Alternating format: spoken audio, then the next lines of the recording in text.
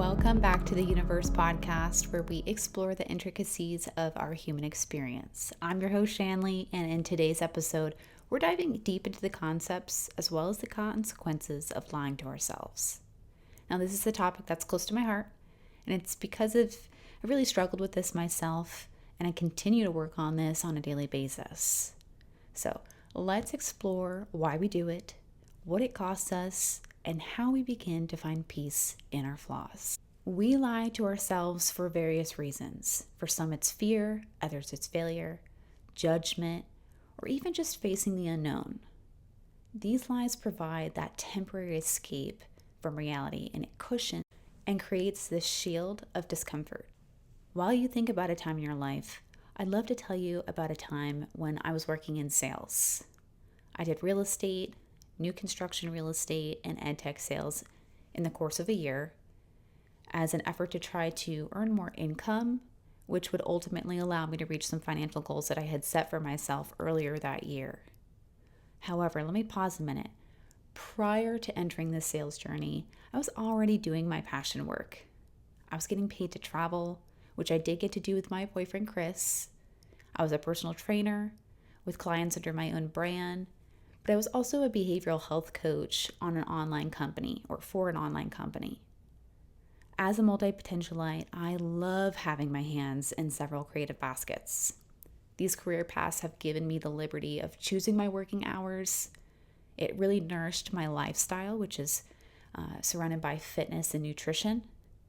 But it also let me enhance other people's lifestyles as well. It helped me make people better. And if you haven't noticed, I truly value being able to choose my time, but also give to others in some capacity. While I transitioned to sales, all that I valued went out the window.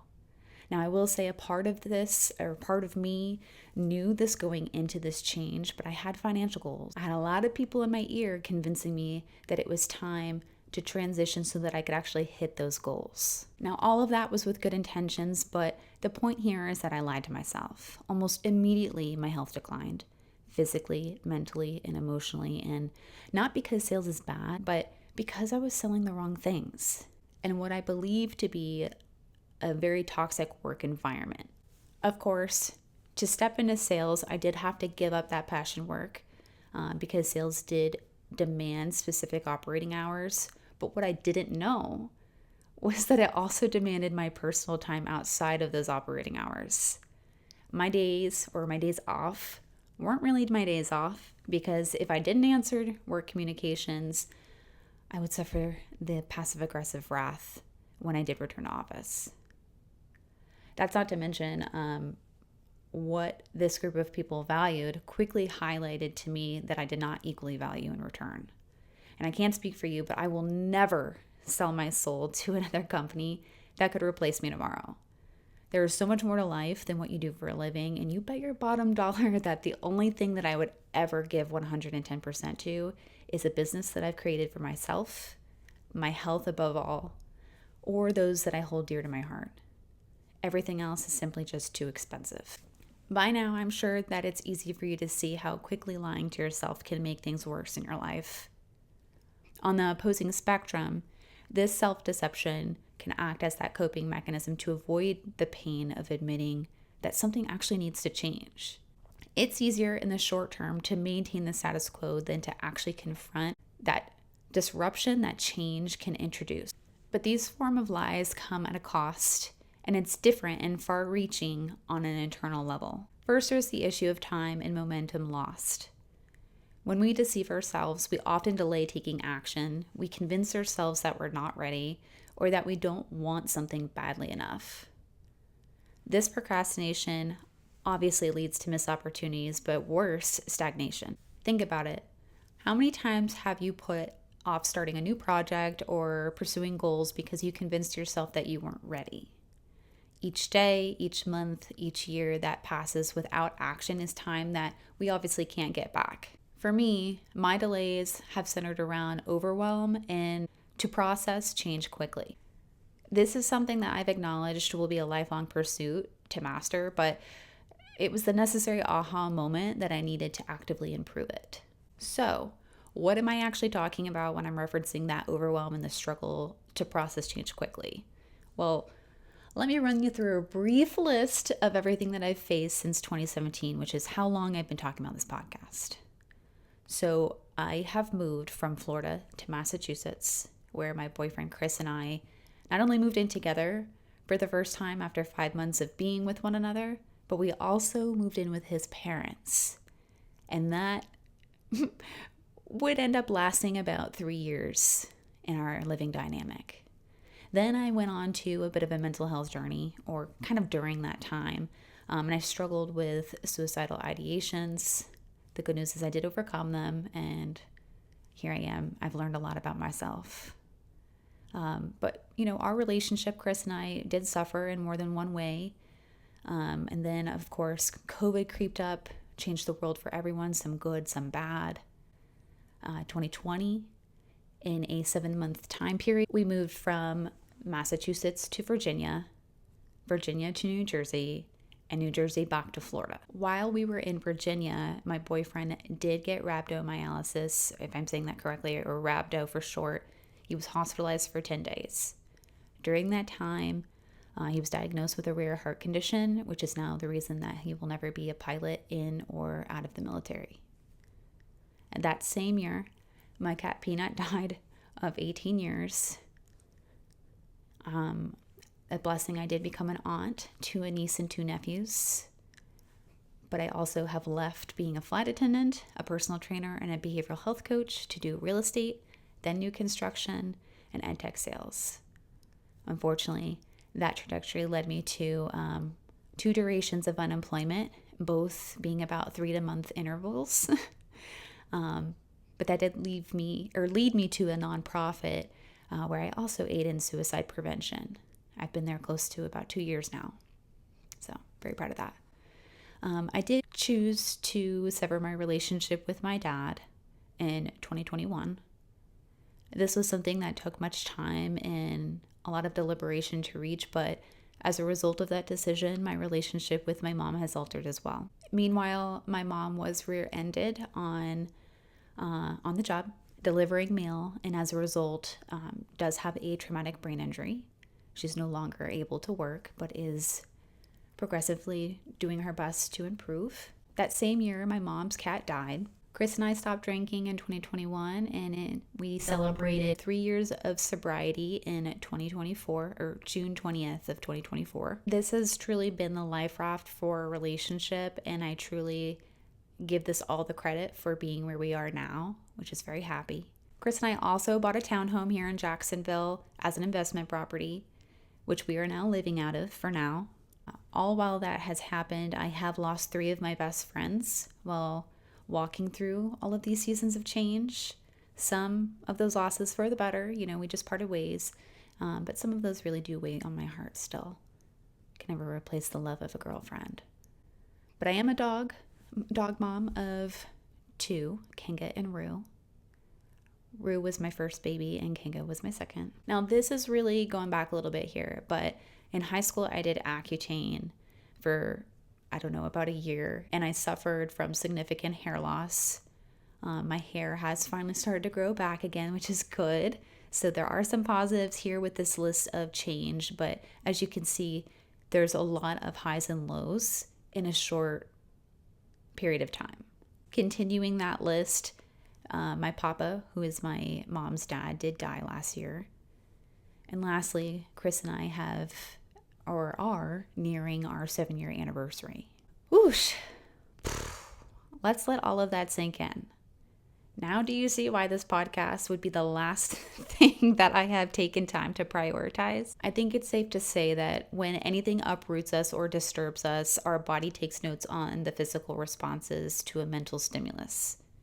If you haven't read it, The Body Keeps Score by Bessel van der Kolk highlights a series of studies of people and the impacts of their traumas, both physically but also on a neurological spectrum. Now, the science sheds a lot of light on the significance of the brain and its ability to control everything that makes us who we are. But to make a long story short, I have spent a lot of time in a state of fight or flight physically as a result of that mental impact. I've allowed this to really rule every waking move. But what I've realized is that the whole, you can do anything you set your mind to, as cliche as it sounds, is nothing shy of true. Yes, you have an automated response to difficult events, but you also hold the power to alter that to create a new narrative. This brings me to Andy Frisella. If you haven't heard of him, you will moving forward because it's going to start trending on your feed. We all know the algorithm is listening at all times. To my point here, I really love Andy. He's a businessman and he's really devoted his life to creating a community that does the work. They get shit done and they operate with no bullshit. But they're also living and embellishing on this lifestyle. And the goal here is so that those helping hands can provide value to the world. So if you haven't heard of him, I highly suggest looking him up. But I will admit, at first, I thought he was a bit extreme. And I did believe that he lacked knowledge of the different layers that are affiliated to mental health. But I've really grown to realize that he's taken something very complex and he's applied a simplified method to combating it, ultimately improving that mental toughness and the physical health. Now, I have completed 75 Hard myself, and in this, I found truth in being able to achieve great things no matter the circumstance. Everything is about mindset. Physical health only nourishes it even more. And in hindsight, I recognize that the stories I have shared with you earlier in this podcast were all excuses. Now, were they valid? Maybe, sure. But nonetheless, they were still excuses. And above all, it was a lack of self-respect and personal value. 75 Hard has shown me how that is non-negotiable. And it's the reason why it's okay if some goals may not be a good time to deliver to the world, but it's certainly always a good time to be proactively working on them. At the end of the day, it's you versus you. And if it's important to you, you will make time for it. That quote is equal parts everybody on social media, but also Nick Bear. He's the one person that I always hear saying, if it's important to you, you will make time for it. And it's just the truth. With anything, friendships, work, goals, you name it. Otherwise, there's also a significant impact on our relationships with peers, colleagues, friends, family, partners, you name it, it's impacted. So how? Well, the development of disingenuous connections is tenfold. Disingenuous connections form when we're not actually being honest with ourselves or others, and we project this image that we think that they want to see, which leads us down this sense of loneliness and loss. And deep down, we know that these connections are not actually aligned, or that knowledge of that disalignment eats away at our sense of belonging. Imagine being surrounded by people who think that they know you, but they've only known the version of you that you've allowed them to see. And when you don't show, or when you do show those glimpses of who you really are, they aren't receptive to that version, and it makes you doubt your worth. You start feeling bad about who you are. Then you're extra lonely, and you're in a crowded room full of people, but yet you feel like people don't see you, you're misunderstood, and you're not even confident about what you're doing there. Ultimately, lying to yourself erodes your confidence. This one was a big one for me, and maybe that you can relate a little bit, but your internal voice shifts to a state of constant self-doubt. The more you deceive yourself, the less you trust your own judgment. And then you overanalyze everything and you drown in the should'ves, the would'ves, the could'ves, and the what-ifs. But before you know it, your confidence is literally absent and you forget who you are, what you're doing, what you're even good at. And that just makes it even harder to break the cycle of that self-deception because there's no longer a foundation to actually build off of it. I just want you to know that I've been there. I've questioned my worth, my capabilities, and because of the lies that I actually told myself, I was in a darker place than I needed to be, and there wasn't an actual clear way out of it. So let's dive into another personal story here. There was a time when I convinced myself that I wasn't actually good enough to start this podcast. And if I'm being honest with you, a part of me still has that flicker, or that question flicker through my mind. And I told myself that no one would want to listen because who the hell do I think I am, and why does anything I have to say actually matter to these strangers? This self-deception kept me from actually pursuing my passion and insights with you for 7 years. I mean, you see why it's been so long, but it's just an excuse. And it wasn't until I confronted these lies through trials and that mental health journey that I actually found the courage to start. And now here we are. I'm doing it, even with the lingering doubt. So let's dive into another consequence of the tendency of lying to ourselves, which is also the tendency to hide. We adopt this hermit behavior. We start isolating ourselves to avoid exposing our flaws, which encourages an image that we want people to have of us so they don't actually see those imperfections. It's really just this facade that deepens our sense of fraudulence. We feel like imposters in our own lives, trapped by the very lies that we thought would actually protect us. It's a vicious cycle if you think about it, one that feeds that negative self-talk in our minds, but it also reaffirms what we believe about ourselves as opposed to what can be true about ourselves. Mel Robbins, an author, and she's also a motivational speaker, talks about this a lot, especially in her book. I believe it's The High Five Habit. Basically, lying to ourselves trains our reticular activating system, which is that network of neurons in our brainstem that regulates arousal, sleep cycles, and attention, to look for signs in our reality that validate the thoughts and beliefs that we have about ourselves.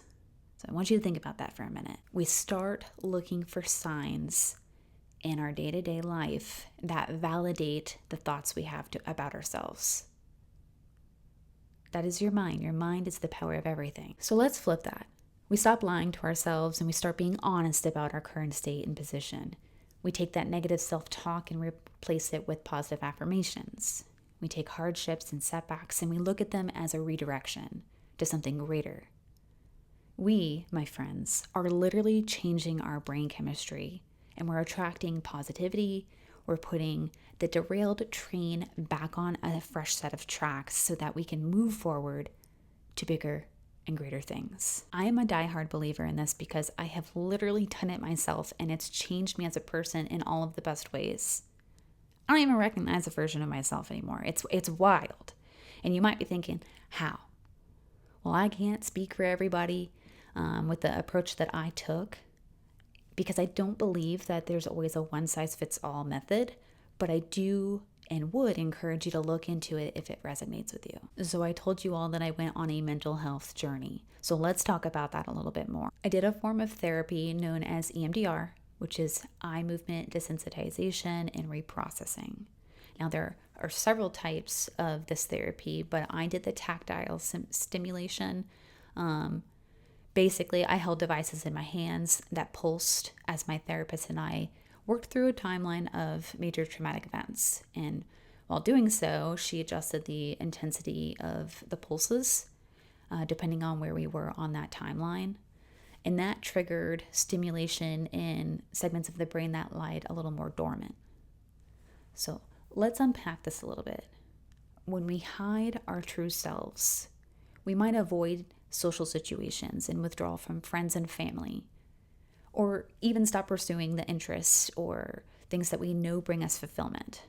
This isolation leads to that deeper sense of loneliness and a belief that if people really knew us, they wouldn't accept us. And the irony is, the more we hide, the more we feel like frauds, and the cycle just continues. So, beyond all the loom and gloom, how do we break free? Well, first and foremost, I think, we stop lying to ourselves and we start actually living authentically. But how? One of my favorite starting methods is habit stacking, and that involves building small and positive habits that reinforce one another. And we can do incremental changes, and that offers a slow shift with our mindset and our behavior. For example, practicing gratitude daily can improve your outlook, and it boosts your confidence, and it reduces that self-doubt. Yes. But how do we do it? Start with something simple, like saying 3 things that you're grateful for out loud to yourself while you're brushing your teeth each morning. This small habit can set a positive tone for your day, obviously. But when we pair it with a concept for something like brushing your teeth, we're pairing it with a behavior that's already automated, and we're challenging that habit to take on something new. Therefore, your brain's working a little bit harder to acknowledge it. And therefore, it remembers it. And it gets to a point when you're doing that so much alongside another behavior that it becomes automatic. These small habits on top of one another give you that foundation and that self-awareness that you're looking for. And that could be anything, but brushing your teeth is something I hope we all do. My goal here is that habit stacking not only helps you to stop lying to yourself, but it also gives you that place to see what you're capable of. You know, they say seeing is believing for a reason. So sometimes if you just commit to something long enough, you can see it unfold the way that you never imagined. You start finding peace in your flaws. That's another critical step where you can embrace those imperfections. They are part of what makes you unique. So we have to acknowledge them and we have to learn from them and we have to move forward always. It's about progress, not perfection. I found that accepting my flaws has been very liberating. When I started letting go of perfection and embracing them, this massive weight lifted off of my shoulders like a boulder off my chest. And it's allowed me to really connect more genuinely with others, but also, more importantly, above all, to be kinder to myself. We have who we are to our core from start to finish, so why would we be so mean? So, in short, remember, honesty with yourself is the foundation for personal growth. By facing your truths, no matter how uncomfortable, you pave the way for that genuine connection, self-confidence, and a life free from the constraints of self-deception. So with that, until next time, I'm Shanley. This is my universe, and I really do hope that it ignites something in your universe as well. So stay curious, stay brave, always remain open, and always continue moving forward. I want to thank you all for listening. If you enjoyed this episode, please subscribe, like, and review. Your feedback encourages growth and it supports reaching more people. And you can also follow me on Spotify, Apple Podcasts, YouTube, Instagram, TikTok, Facebook, and LinkedIn for any updates or behind the scenes content. All of these platforms are linked in my website at www.universepodcast.com. Be sure to tune in every Monday morning at 9 a.m. Eastern Time for the latest episode. Until then,